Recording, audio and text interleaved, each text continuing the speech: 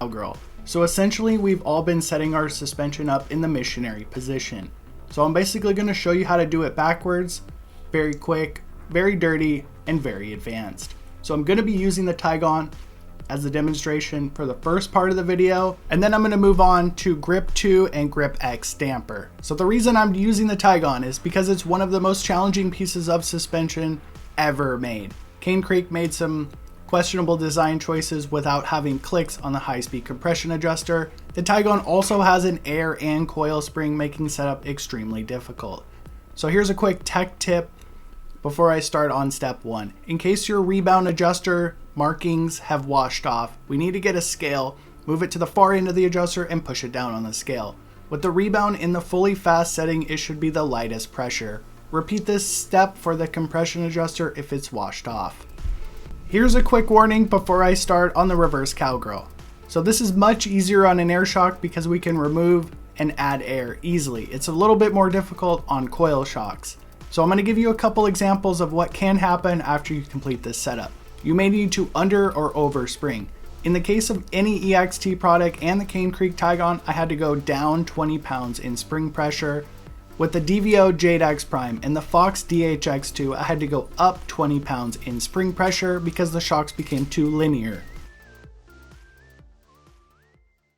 Step 1 of the reverse cowgirl, we're going to count the clicks on our shock. You can also go online and found that resource. One of the reasons I'm using the Cane Creek Tygon is because there's no clicks on the high-speed compression adjuster.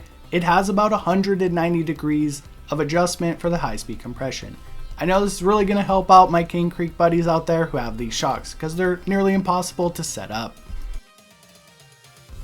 Step 2 of the reverse cowgirl, we need to figure out what range in rebound we have on our given shock. So move the rebound to the fully slow setting, walk to the back of the bike, push on the saddle, pay attention to how it feels and how it looks. So this is the Tygon. To me it feels like it's not going very slow, but we need to then move the rebound to the fully fast setting and repeat this process. You need to decide, is it a big range or a small range? We just have 2 and 3 positions on the reverse cowgirl setup. So I just identified the Cane Creek Tygon as having a smaller range in rebound. To give you a couple examples here, all RockShox forks have a massive range in rebound. All Fox forks have a smaller range in rebound. DHX2 coil shock, massive range in rebound. How many clicks the shock has is for the marketing manager, so we can put that in the advertisement. Once again, we need to find out the compression range on our given shock. So with the Cane Creek Tygon, doing this test full open, full close on both low and high speed compression at the same time, deciding this shock has a smaller range in compression. Here's another scenario with some forks. Fox 38 Grip 2 has a small range in compression. Fox 38 Grip X2, massive range in compression. This will really pay off later knowing your range. This may take you 5 minutes, but it's super important to find out what range you have. So on the Tygon here, we have a small range in rebound and compression. Step 4, move your rebound to the fully fast setting and your compression to the wide open setting, and find a super easy section of trail that has a sharp edge root or rock like this, and this is all you need to get about 90 to 98% of your suspension setup. With the rebound full fast, compression wide open, go over your super easy trail feature and pay attention to how it was. This one was definitely bucking up in the rear end. So I've teased this setup in my Fox DHX2 setup guide video. So we need 3 pieces of paper and we only get 3 shots before you have to return to your baseline or your recommended settings. So run 1 was full open rebound, full open compression, and it felt horrible. There's a fairly good chance if you're under 180 pounds, this would be the ideal setup and you would be completely done with your setup at this point. If you are a heavy guy like myself at 100 kilograms, 220 pounds, you need to pay attention closely to the next couple steps. Step 5, we're going to give our compression a little huck to. So we're going to move both the low speed and the high speed compression adjust to 50% of its designated clickers or sweeper lever. So on the Tygon, we don't have clicks, so you just move it to 50% of its sweeper amount. Most shocks have clicks, so just count the clicks. If they have different clicks, you're just going to split the difference. Say there's 5 clicks of Low speed compression, you would just put 3 clicks of low speed. 10 clicks of high speed compression, put 5. So this is the reverse cowgirl setup, so we make things quick and dirty, little huck twos here and there. Adjusting high and low speed compression together will make your life so much simpler.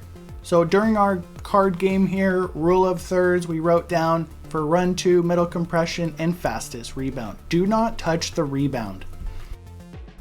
Run 2 with the middle compression, the rear end of the bike is not bucking up quite as bad.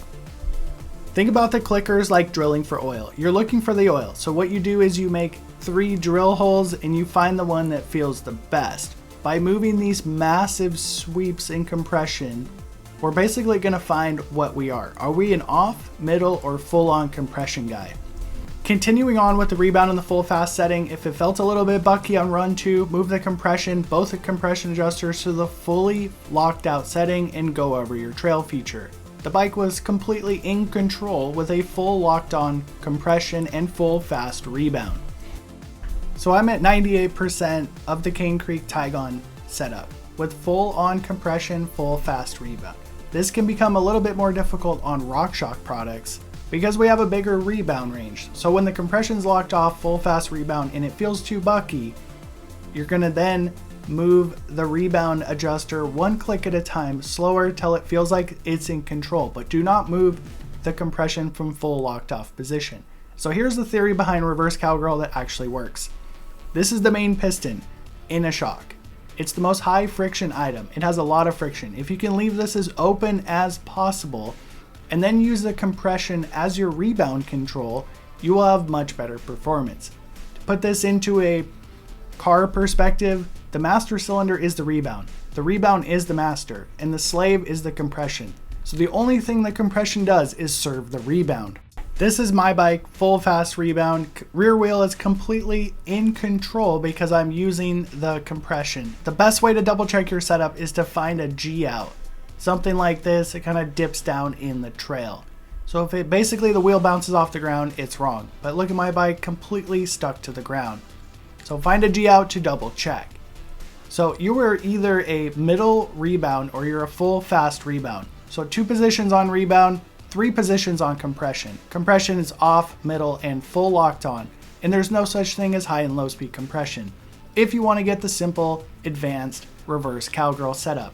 So here's my bike, full locked out compression and full fast rebound.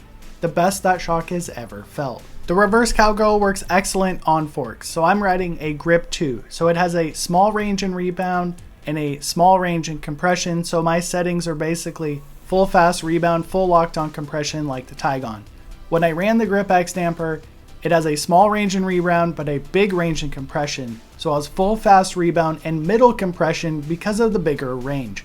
This works for any suspension with high and low speed compression adjust. I've actually seen the most gains from forks. So fork spring rates are really easy to set. You have a plush fork like a 38, 15% sag. Progressive fork like Zeb or Super Zed, 20% sag, and your reverse cowgirl setup will be pretty darn dialed. You may need to add tokens because it's a completely different fork with a full fast or medium speed rebound. When it comes to setting spring rate on shocks, it varies wildly. Like I told you in the front of the video, Fox DHX2 overspring, Tygon underspring, and coils complicate this more because you can't just adjust the spring rate with your shock pump. So I tried to write down all the steps here so you can screenshot this or whatever you want. So I spent a couple months making this system because I ride a lot of suspension and want to have an easy, fun time. If you want to see the painstaking behind the scene process of this system, that video is on your screen now.